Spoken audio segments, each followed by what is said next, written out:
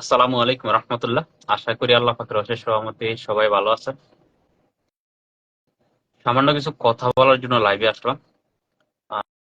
যদিও ইসলামের আসলে অতটুকু জ্ঞান আমার ভিতরে নাই, যতটুকু জ্ঞান থাকলে এইসব বিষয় নিয়ে কথা বলাটা প্রয়োজন, কিংবা কথা বলার মতো এরকম সাহস হয়। তারপরেও ইচ্ছা করলাম যে আসলে কিছু কথা বলার খুব বেশি প্রয়োজন মনে করতেছি আমার থেকে, যেহেতু আমার একটা পেজ আছে, ইউটিউব চ্যানেল আছে। এর মাধ্যমে হয়তো আমি কথাগুলো অনেকের মাঝে পৌঁছে দিতে পারো। সেই জন্য চিন্তা করলাম যে আজকে একটু লাইভে আসি। আমার কথাগুলো যদি স্পষ্ট শোনা না যায় তাহলে দয়া করে কমেন্ট বক্সে জানাবেন। আর স্পষ্ট শোনা গেলে আর বলতে হবে না, লিখতে হবে না, সমস্যা নেই। আমি কিংবা আমরা সবাই কম বেশ জানি সোশ্যাল মিডিয়ার মাধ্যমে বর্তমান সময়ে খুব বেশি আলোচনায় রয়েছে মাওলানা গিয়াসউদ্দিন তাহরি এবং শাইখ আহমদুল্লাহ হুজুরকে নিয়ে যে ঘটনাটা, সেটা। তো যদিও শাইখ আহমদুল্লাহ হুজুরের ফেসবুক পেজ কিংবা ইউটিউব চ্যানেল থেকে উনি এখনো এই নিয়ে কোনো বক্তব্য দেয় নাই। আর অপরদিকে মাওলানা গিয়াসউদ্দিন তাহিরি হুজুর হচ্ছে বিভিন্নভাবে আক্রমণাত্মক কথা বলে যাচ্ছে, বা বিভিন্ন পোস্ট দেখতেছি সোশ্যাল মিডিয়ার মাধ্যমে আমাদের চোখের সামনে আসতেছে। এখন আমরা হচ্ছি, এখানে গ্রুপ হয়ে গেছে দুইটা। তাহিরি হুজুরের গ্রুপ একরকম হয়ে একটা হয়ে গেছে, শাইখ আহমদুল্লাহ হুজুরের গ্রুপ হয়ে গেছে একটা। এখন এখানে আমি যে বিষয়টা আসলে তুলে ধরার চেষ্টা করব, সেটা হচ্ছে আমার ইসলামের অতটুকু জ্ঞান কিংবা নলেজ নাই যেটা আমি আসলে গভীরভাবে বলতে পারবো। তাই আমি গভীর দিকে না গিয়ে সহজভাবে কিছু বিষয় আসলে আহ উল্লেখ করার জন্য চেষ্টা করব। শাইখ আহমদুল্লাহ হুজুরের পক্ষ নিয়ে অনেক আহ, হুজুর এখন কথা বলতেছে মসজিদের মিম্বার থেকে কিংবা ওয়াজের মঞ্চ থেকে। আবার মাওলানা গিয়াসউদ্দিন তাহির হুজুরের পক্ষ থেকে কিংবা ওনার দিক থেকে অনেক হুজুর হচ্ছে কথা বলতেছে মসজিদের মিম্বার থেকে কিংবা ওয়াজের ময়দান থেকে। এখন ওনারা যারা কথা বলতেছে তাদের কথা ওই পর্যন্ত ঠিক আছে, কিন্তু আমরা যারা সাধারণ মানুষ আছি, আমরা যারা ইসলামের বুঝ আমাদের ভিতরে কম, কিংবা ইসলামের জ্ঞান নাই, অথবা তাদের যোগ্যতা নাই, আমাদের ভিতরে তাদের মতো যোগ্যতা নাই, আমরা এটা নিয়ে খুব বেশি বাড়াবাড়ি করে ফেলতেছি আমার কাছে মনে হয়। বাড়াবাড়িটা কি, সেটা হচ্ছে ফেসবুকে ঢুকলে পরিচিত অপরিচিত বহু মানুষের আইডি থেকে অটোমেটিক সাজেস্ট হয় যে বেশিরভাগই তাহেরি হুজুরের যে কথাগুলা, যেগুলা দেখলে আসলে খুব, আমার ব্যক্তিগতভাবে আমি কষ্ট পাইছি অনেক কথায়। তো এগুলা দেখলে খুব কষ্ট লাগে। আর শেয়ার, এমন এমন মানুষ শেয়ার করতেছে যাদেরকে যদি বলেন যে ভাই গত এই রোজার ঈদ তো বেশি দিন হয় নাই, গেছে রোজার ঈদের পর থেকে এই পর্যন্ত কয় ওয়াক্ত নামাজ পড়ছো, ওদের মধ্য থেকে বহু মানুষ বলবে জুমার নামাজটাও ঠিক মতো পড়িনি। এখন আমার প্রশ্ন হচ্ছে, মাওলানা গিয়াসউদ্দিন তাহেরি হচ্ছে শাইখ আহমদুল্লাহ হুজুরের বিরুদ্ধে কিংবা বিপক্ষে যাওয়ার মূল কারণ একটা, সেটা হচ্ছে নবী সাল্লাল্লাহু আলাইহি সাল্লামের নবুয়ত নিয়ে। এখন যে নবী সাল্লাল্লাহু আলাইহি সাল্লামের নবুয়ত নিয়ে কথা হচ্ছে, এই নবী সাল্লাল্লাহু আলাইহি সাল্লামের সুন্নত কতটুকু আমরা পালন করতেছি, আমরা যারা আম জনতা আছি, আমরা যারা সাধারণ মানুষ আছি, রাসূল সাল্লাল্লাহু আলাইহি সাল্লামের জীবনী পড়ছি আমরা কয়জনই, আমরা রাসূল সাল্লাল্লাহু আলাইহি সাল্লামকে ভালো করে কয়জনে জানতে পারছি। অথচ দেখেন আমাদের মতো সাধারণ মানুষগুলো আমরা এগুলো নিয়ে খুব বেশি বাড়াবাড়ি করতেছি। শাইখ আহমদুল্লাহ হুজুর যদি ওনার পক্ষ থেকে কোনো কথা বলে তাহলে ওনার ফেসবুক পেজ কিংবা ইউটিউব চ্যানেলে উনি এটা প্রকাশ করবে, সেটা আমরা সবাই জানতে পারবো। ওনার পক্ষ নিয়ে কিংবা মাওলানা গিয়াসউদ্দিন তাহিরের পক্ষ নিয়ে যারা কথা বলতেছে, কিংবা তাদের বিরুদ্ধে যারা কথা বলতেছে, উপর লেভেলের হুজুর যারা আছেন, তাদের হিসাব ভিন্ন। তাদের যথেষ্ট পরিমাণ জ্ঞান আছে, যথেষ্ট পরিমাণ নলেজ আছে, তারা ওইভাবে কথা বলতেছে, এটা কাউন্টার দিতেছে, এটা এটা হিসাব আমি মাইনে নিতেছি। কিন্তু আমরা যারা সাধারণ মানুষ রয়েছি, আমাদের এই বিষয়টা আমি মনে করি আমার ক্ষুদ্র জ্ঞানে সতর্ক থাকাটা খুব বেশি জরুরি। কারণ আমরা দেখেন যে নবী সাল্লাল্লাহু আলাইহি সাল্লামের নবুয়ত নিয়ে কথা হচ্ছে, আর নবুয়ত তো নবী সাল্লাল্লাহু আলাইহি সাল্লাম ছাড়া অন্য কাউকে দেওয়া হয় নাই, সাধারণ মানুষকে দেওয়া হয় নাই। যেহেতু নবী সাল্লাল্লাহু আলাইহি সাল্লামকে নবুয়ত দেওয়া হয়েছে, নবী সাল্লাল্লাহু আলাইহি সাল্লামের সুন্নত আমরা কতটুকু অনুসরণ করতেছি। আজকে লক্ষ লক্ষ কোটি কোটি আল্লাহ পাকের বান্দা, নবীজির উম্মত, যারা নিজেদেরকে নবীজির উম্মত বলে দাবি করে, লক্ষ লক্ষ কোটি কোটি মানুষ আছে, নবীজি সাল্লাল্লাহু আলাইহি সাল্লামের বহু সুন্নত পালন করতেছে না। আমি যতদূর জানি কিংবা ইসলাম সম্পর্কে যতটুকু জ্ঞান আছে, রাসূল সাল্লাল্লাহু আলাইহি ওয়াসাল্লাম মৃত্যুর আগে সর্বশেষ একটা আমল করে গিয়েছে, সেটা হচ্ছে মেসওয়াক করা। আজকে দেখেন কয়জন মানুষ আমরা মেসওয়াক করি নিয়মিত। বিষয়গুলো খুব কষ্ট লাগে আমার কাছে। ইসলাম নিয়ে আমরা এতটা বাড়াবাড়ি করতেছি, যা আসলে আমাদের মুসলমান হিসেবে আমাদের করাটা আসলে কতটা যৌক্তিক সেটা আসলে বলে বোঝানোর মতো না। আমরা মুসলমান, আমাদেরকে প্রকৃত মুসলিম হয়ে যদি থাকতে হয় তাহলে আমাদের ইসলামের যত হুকুম হাকাম আছে সেগুলো মেনে চলতে হবে, কিন্তু আমরা ইসলামের কতটুকু হুকুম হাকাম মেনে চলতেছি, এই বিষয়টা খুব দুঃখের বিষয়। এই বিষয়টা খুব আসলে এই বিষয়টা খুব কষ্টের বিষয়। রাসূল সাল্লাল্লাহু আলাইহি ওয়াসাল্লাম যখন মৃত্যুবরণ করেন,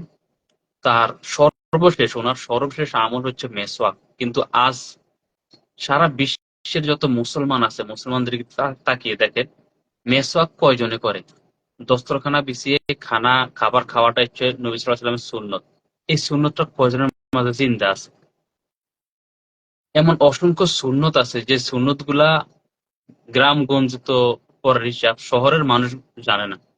আর যে কোনো বিষয় হচ্ছে তখনই মানুষ জানতে পারবে যখন জিনিসটা সবার মাঝে প্রচার এবং প্রসার থাকবে। যে জিনিসটা সবার মাঝে প্রচার এবং প্রসার থাকে সেই জিনিসটা কিন্তু সবাই আমরা কম বেশ জানি। রাসূল সাল্লাল্লাহু আলাইহি ওয়াসাল্লাম যে মৃত্যুর আগে যে সর্বশেষ যে আমলটা করছেন মিসওয়াক করা, আমি মাদ্রাসায় পড়েও কিন্তু এই আমলটা জানতে পারলাম না।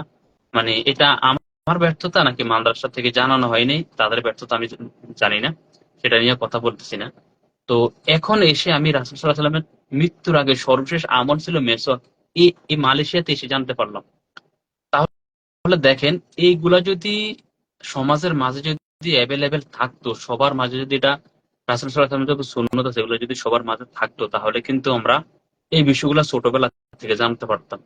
আজকে দেখেন দস্তরখানা বিছাই আমরা কজন ভাত খাই, অথচ আলেম ওলামাদের কথা, বড়দের কথা, মুরব্বীদের কথা ওনারা বলছে যে সারা পৃথিবীতে যদি খাদ্যের অভাব পড়ে, রিজিকের অভাব পড়ে, ওই ব্যক্তির ঘরে, ওই ব্যক্তির কাছে রিজিকের অভাব হবে না, কিংবা ওই ওই ব্যক্তি, যেই ব্যক্তি দস্তরখানা বিছিয়ে খাবার খায় তার কাছে কখনো খাবারের অভাব হবে না। যদি সারা পৃথিবীতে, এটা আলেমুল আমাদের কথা, যদি সারা পৃথিবীতে রিজিকের অভাব পড়ে, খাদ্যের অভাব পড়ে, ওই ব্যক্তির ঘরে কখনো খাদ্যের অভাব পড়বে না যে প্রতিদিন সব সময় নিয়ম করে রাসূল সাল্লাল্লাহু আলাইহি ওয়াসাল্লাম এই একটি সুন্নত পালন করে, সেটা হচ্ছে দস্তরখানা বিছিয়ে খাওয়া।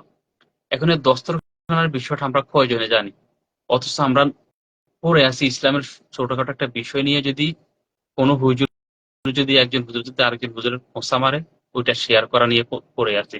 এই যে আজকে যারা এগুলা শেয়ার করতেছেন বা যারা এগুলা নিয়ে খুব বেশি বাড়াবাড়ি করতেছেন, তাদের দেখেন মুখে দাড়ি নেই। অথচ রাসূল সাল্লাল্লাহু আলাইহি ওয়াসাল্লামের সুন্নাত কিন্তু মুখে দাড়ি রাখা। আজকে দাড়ি কিন্তু হাজারে যদি বলি তাহলে বলতে গেলে হাজারে ৯০০ জন নেই, ৯০০ কি ৯০০ বেশি হবে।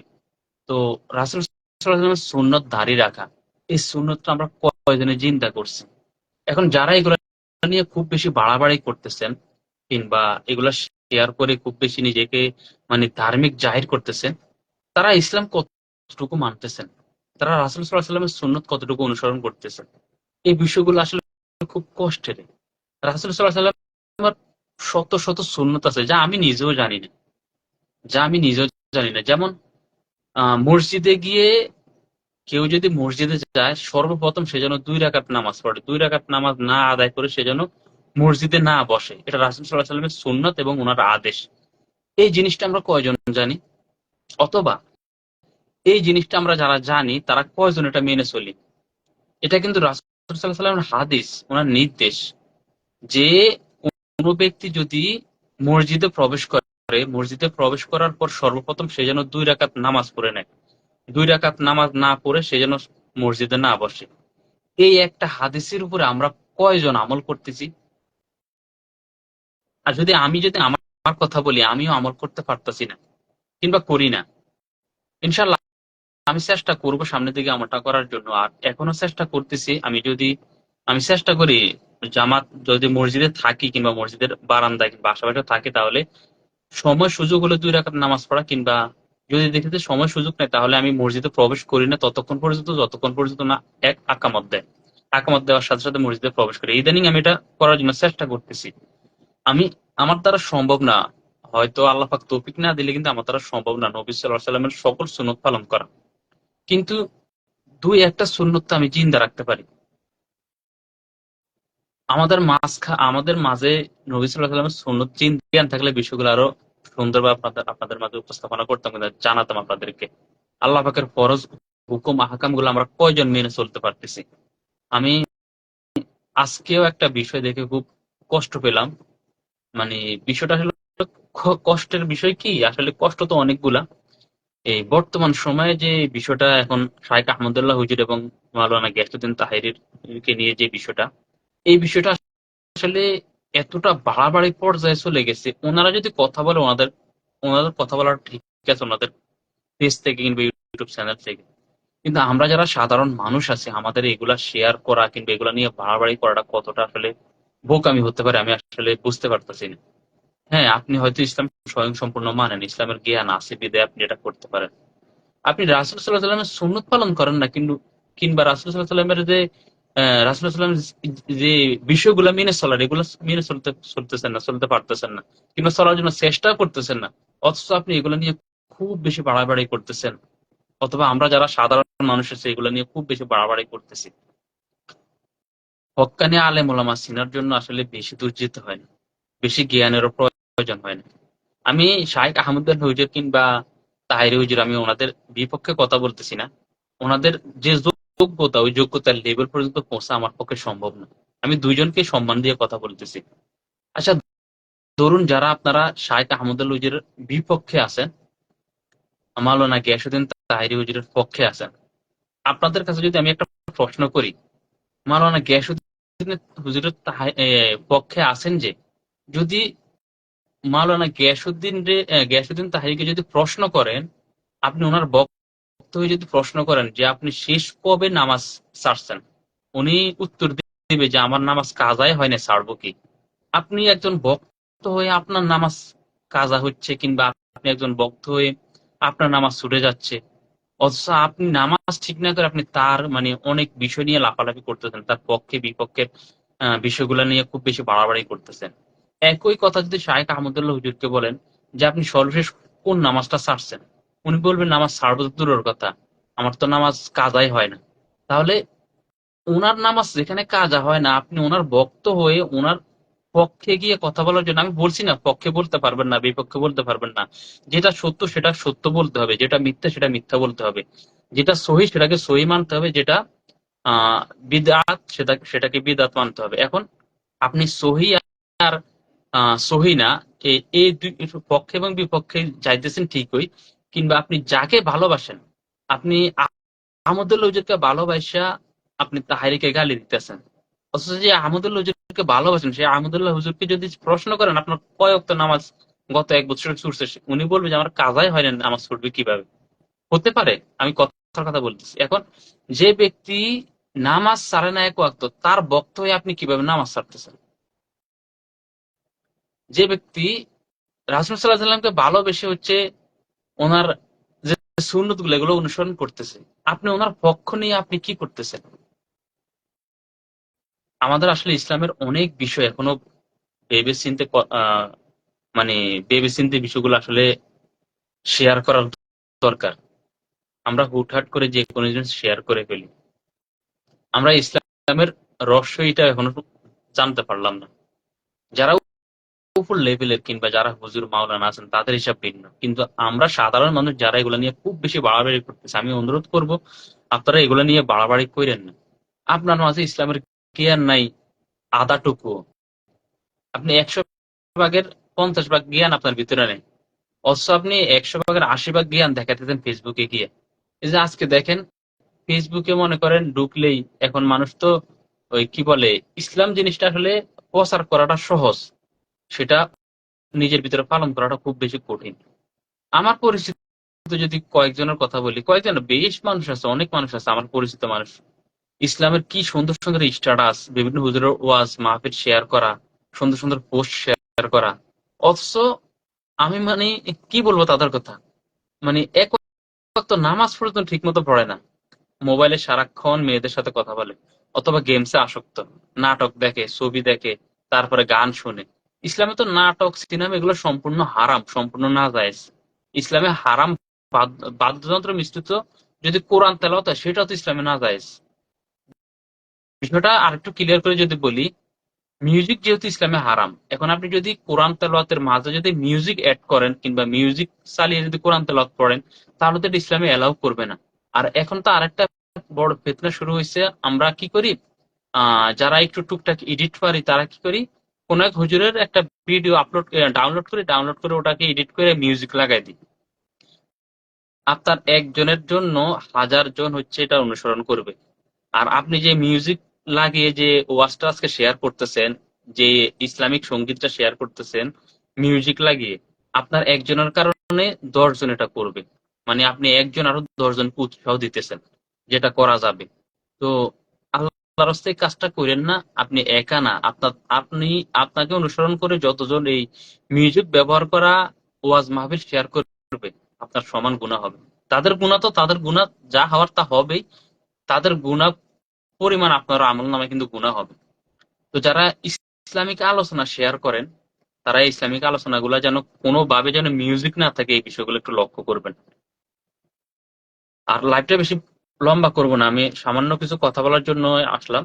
মূল আমার যে কথাটা সেটা হচ্ছে, আমরা যারা নবীজি সাল্লাল্লাহু আলাইহি সাল্লামকে ভালোবাসি, কেউ যদি নবীজি সাল্লাল্লাহু আলাইহি সাল্লামকে কটূক্তি করে এটার প্রতিবাদ করব। কেউ যদি ওনার বিরুদ্ধে অন্যায়মূলক কিছু বলে সেটার প্রতিবাদ করব। এগুলা ভালো, এগুলা এগুলা করা হচ্ছে আমার ভিতরে ঈমান আছে। এই বিধায় আমি রাসূল সাল্লাল্লাহু আলাইহি সাল্লামের কেউ যদি গালিগালাজ করে, কিন্তু রাসূল সাল্লাল্লাহু আলাইহি সাল্লাম আল্লাহকে নিয়ে কেউ যদি কটূক্তিমূলক কথা বলে, এই ঈমান আছে বিধায় আমার ভিতরে জ্বলে। এখন ঈমান আছে বিধায় জ্বলে, কিন্তু আমার ভিতরে আল্লাহ পাকের হুকুম কতটুকু আছে সেটা আসলে প্রশ্ন সাপেক্ষ। আমার ভিতরে রাসূল সাল্লাল্লাহু আলাইহি সাল্লামের তরিকা কিংবা রাসূল সাল্লাল্লাহু আলাইহি সাল্লামের সুন্নত কতটুকু আছে সেটা আসলে প্রশ্ন সাপেক্ষ। আমরা এখনো অনেকে রাসূল সাল্লাল্লাহু আলাইহি সাল্লামের জীবনী পড়ে দেখি নাই। আমরা কেমন ভালোবাসি রাসূল সাল্লাল্লাহু আলাইহি সাল্লামকে। আমরা হাউজে কাউসারের পানি নেওয়ার জন্য, রাসূল সাল্লাল্লাহু আলাইহি সাল্লামের সুপারিশ পাওয়ার জন্য সবাই আকাঙ্ক্ষা, কিংবা রাসূল সাল্লাল্লাহু আলাইহি সাল্লামের শাফায়াত পাওয়ার জন্য সবাই আকাঙ্ক্ষা যে মৃত্যুর পর রাসূল সাল্লাল্লাহু আলাইহি সাল্লাম হাউজে কাউসার পানি দান করবে কিংবা উনি আমাদেরকে সুপারিশ করবে, আমরা রাসূল সাল্লাল্লাহু আলাইহি সাল্লামের উম্মত হিসেবে স্বীকার করি। শুধু মুখে স্বীকার করলে হবে? আপনি রাসূল সাল্লাল্লাহু আলাইহি সাল্লামের কয়টা জীবনী পড়ছেন? কয়টার প্রয়োজন নাই? একটা জীবনী পড়ে দেখেছেন কখনো? পড়েন নাই। কেন পড়েন নাই? কারণ আপনি এটা গুরুত্বপূর্ণ মনে করেন না। আপনি ওহুদের যুদ্ধ সম্পর্কে জানেন? আপনি খন্দকের যুদ্ধ সম্পর্কে জানেন? অথচ আপনি রাসূলের উম্মত, রাসূল সাল্লাল্লাহু আলাইহি সাল্লামকে ভালোবাসেন, প্রসার করতেছেন। আপনি তায়েফের ঘটনা পড়ে দেখেছেন কখনো? কখনো জানেন তায়েফের ঘটনা কি হয়েছে? আপনি সাহাবীদের ঘটনা জানেন? কয়টা ঘটনা পড়ছেন সাহাবীদের? আপনি এই যে খন্দক, উহুদ, তাবুক কিংবা আরো যত যুদ্ধ হয়েছে, রাসূল সাল্লাল্লাহু আলাইহি সাল্লামের মক্কা জীবনী পড়ে দেখেছেন কখনো? মদিনা জীবনী পড়ে দেখেছেন কখনো? আপনি নিজেকে দাবি করতেছেন রাসূলের উম্মত, আপনি দাবি করতেছেন যে আপনি নবীর সুপারিশ ছাড়া জান্নাতে যাবেন না। তো যারা এই বিষয়গুলো নিয়ে খুব বেশি বাড়াবাড়ি করতেছেন, আমি আল্লাহর রাস্তায় সবাইকে অনুরোধ করব, ওনারা ওনাদের, যদি আহমদুল্লাহ হুজুরকে একজন প্রশ্ন করছে, শুধু প্রশ্নের উত্তরটা উনি প্রশ্নটা পড়ছে, প্রশ্নটা পড়ার পর উত্তর দিয়েছে। এখন এই বিষয়টা যদি তাহেরি যদি বলে যে মাওলানা গিয়াসউদ্দিন তাহেরি, আমি সম্মান দিয়ে বলতেছি কারণ ওনাদের যোগ্যতা, ওনাদের লেভেল পর্যন্ত যাওয়ার মতো যোগ্যতা আমার হয় নাই। তো উনি এটা ভুল ধরছে, উনি এটা সোশ্যাল মিডিয়া বলছে, কিন্তু আমরা এগুলো নিয়ে বাড়াবাড়ি করাটা আমাদের বোকামি ছাড়া আসলে কিছুই না। তো এগুলা থেকে একটু বের হয়ে আসেন, সঠিক ইসলাম জেনে শুনে বুঝে মেনে চলার মতো আল্লাহ সবাইকে তৌফিক দান করুক। সবাই সঠিক ইসলাম জেনে শুনে বুঝে মেনে চলার জন্য চেষ্টা করবেন। আমরা আমাদের যে ইসলামের যে হুকুমগুলা, হাকামগুলা, এইগুলাই ঠিক করতে পারিনি। এক হুজুর আর এক হুজুরের বিরুদ্ধে লাগছে, আমরা এটা নিয়ে মারামারি কিলাকিলি, আমরা এটা নিয়ে মনে করেন শেয়ার করে ফেসবুকে অবস্থা খারাপ করে ফেলাইছি। ফেসবুক ঢুকলে মনে করেন ইসলামের সরাসরি, ইসলাম এতটা ছড়িয়ে গিয়েছে, যদি কেউ দেখে, মানে অন্য ধর্মের লোক যদি দেখে, ফেসবুক যদি দেখে যে ফেসবুকে ইসলাম কি পরিমাণ ছড়াইছে, এটা দেখলে মনে করবে যে না, মুসলমানদের অনেক উন্নতি হয়েছে। আর বাস্তবে যদি দেখে তাহলে দেখবে যে না, মুসলমানদের উন্নতি হয়নি। আমরা মুখে ইসলাম পালন করি, আমরা বাপ দাদার ধর্ম পেয়ে ইসলাম পালন করতেছি, আমরা মুসলিম, আমরা আমরা ভুলে গিয়েছি আমরা প্রকৃত মুসলিম হতে হবে আমাদের। আজকে দেখেন, মুসলমান সুদ খায়, মুসলমান ঘুষ খায়, মুসলমান মিথ্যা কথা বলে।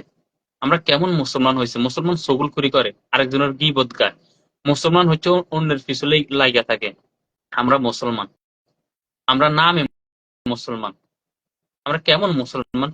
আমি তো তারে মুসলমান মনে করি না। যে ঘুষ খায়, যে সুদ খায়, যে দুর্নীতি করে, যে মিথ্যা কথা বলে, আমি তারা মুসলমানে মনে করি না। আর মুসলমান এগুলো করে কিভাবে?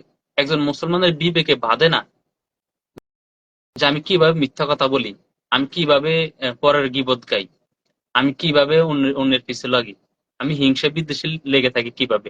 সে আবার কেমন মুসলমান? তো আমি আসলে মূল কথা একটাই, আমরা যারা সাধারণ মানুষ আছি, আমরা এগুলা নিয়ে যারা বাড়াবাড়ি করতেছি, দয়া করে এগুলো নিয়ে বাড়াবাড়ি করবেন না। মাওলানা গিয়াসউদ্দিন তাহেরি হুজুরের যদি মনে হয় যে হ্যাঁ এটা ভুল, তাহলে শাইখ আহমদুল হুজুর কথা বলতেছে না, ওনার পক্ষ নিয়ে তো অনেক আলেম ওলামা কথা বলতেছে। আমরা এগুলো নিয়ে বাড়াবাড়ি করাটা আমাদের বোকামি হবে। আমাদের ইসলামের নলেজ নাই 1%, আমরা 5% লয়ে লাফাইতেছি। আর যারা আহ, মানে আমি আসলে অনেক কথা বলতে ইচ্ছে হচ্ছে না, আবার অনেক কথা বলতে মন চাইতেছে। আচ্ছা ধরুন, কথার কথা, মাওলানা গিয়াসউদ্দিন তাহেরি, সে হচ্ছে ভালো না, খারাপ। আপনি আহমদুল্লাহ হুজুরের ভক্ত, আপনি আহমদুল্লাহ হুজুরের ভক্ত হয়ে আপনি মাওলানা গিয়াসউদ্দিন তাহেরির বিপক্ষে গেছেন।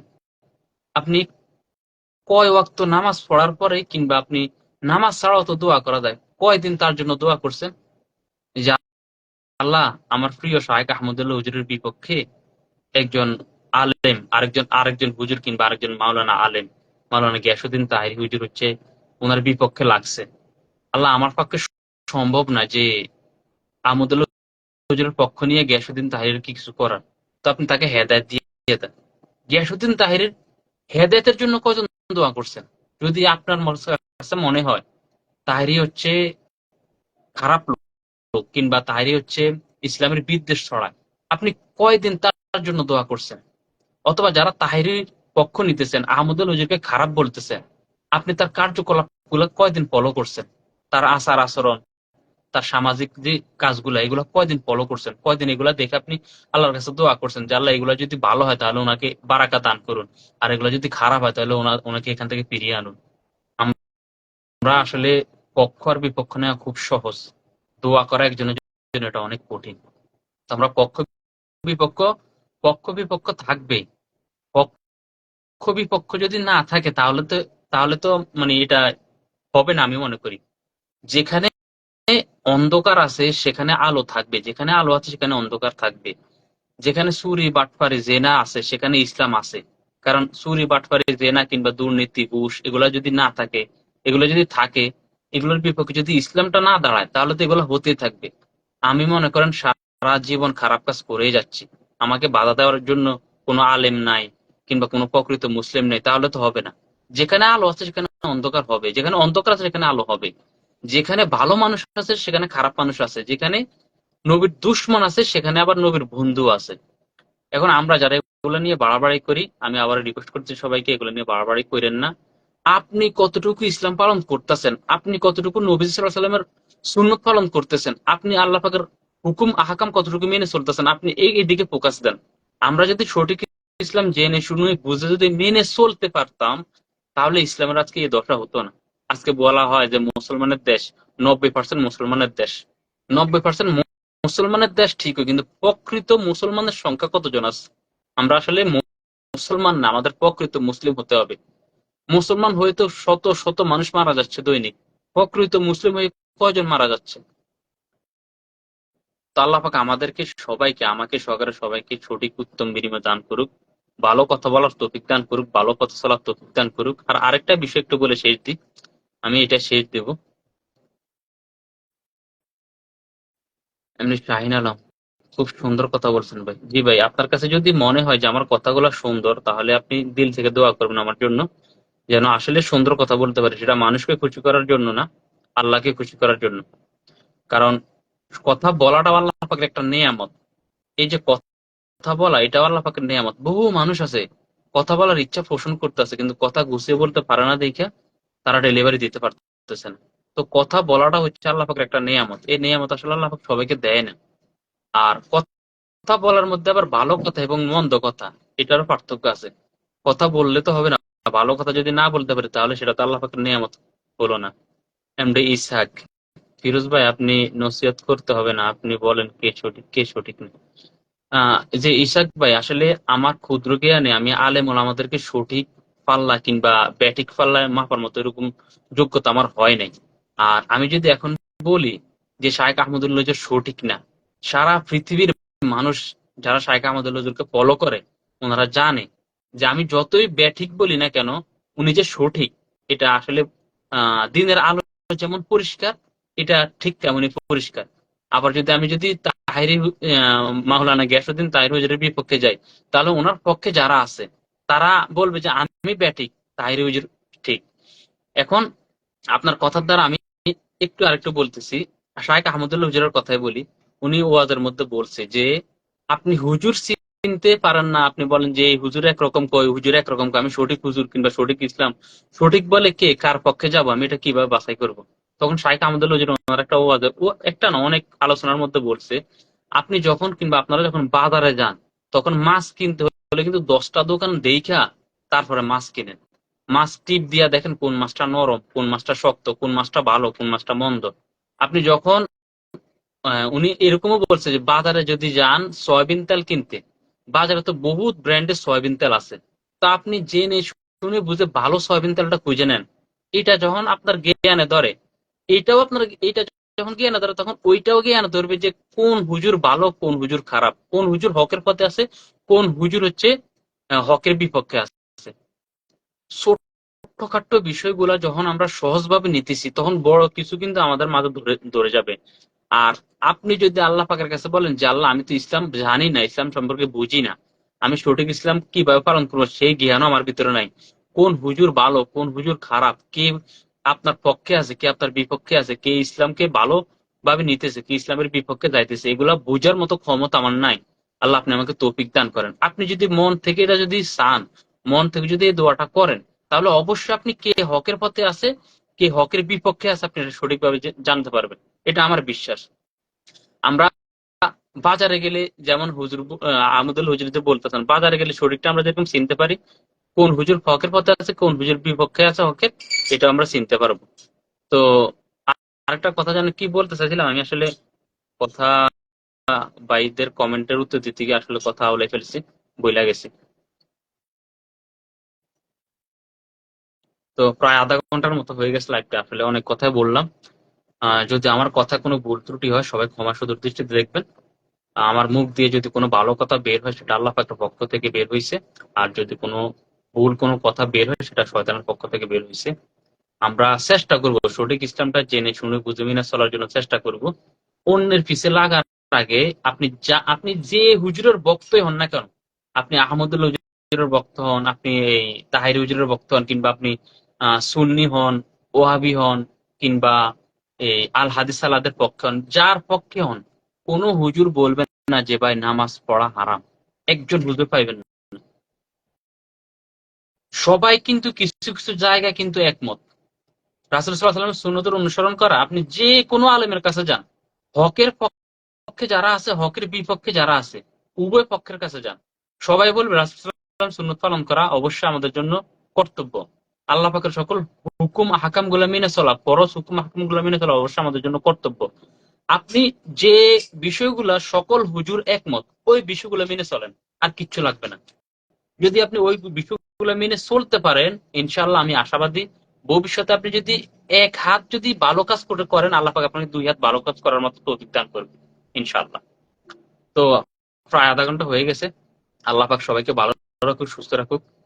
আর আমার কথা যদি ভুল ত্রুটি হয় সবাই ক্ষমা সুন্দর দৃষ্টিতে দেখবেন। ভুল হতে পারে, কারণ আমরা মানুষ, ফেরেশতা না। তো আমি কারো পক্ষে বিপক্ষে নিয়ে কথা বলি নাই, আমি শুধু আপনাদের যারা এগুলো নিয়ে বাড়াবাড়ি করতেছে তাদের জ্ঞানের দরজাটা খুলে দেওয়ার জন্য একটু চেষ্টা করলাম। যদিও আমার জ্ঞানের স্বল্পতার কারণে ভালো করে বুঝিয়ে বলতে পারিনি, ইসলামের জ্ঞান কিংবা ইসলামের নলেজ যথেষ্ট পরিমাণ না থাকার কারণে হয়তো আমি অনেক কথা হয়তো একটু এদিক সেদিক হতে পারে। তো বিষয়গুলো আসলে ক্ষমা সুদূর দৃষ্টিতে দেখবেন। আল্লাহ পাক সবাইকে ভালো রাখুক, সুস্থ রাখুক, সঠিক ইসলাম জেনে শুনে বুঝে আমাকে সহকারে মেনে চলার মতো তৌফিক দান করুক। সবাই সবার জন্য দোয়া করবেন, সবাই আমার জন্য দোয়া করবেন। আসসালামু আলাইকুম। আল্লাহ হাফেজ।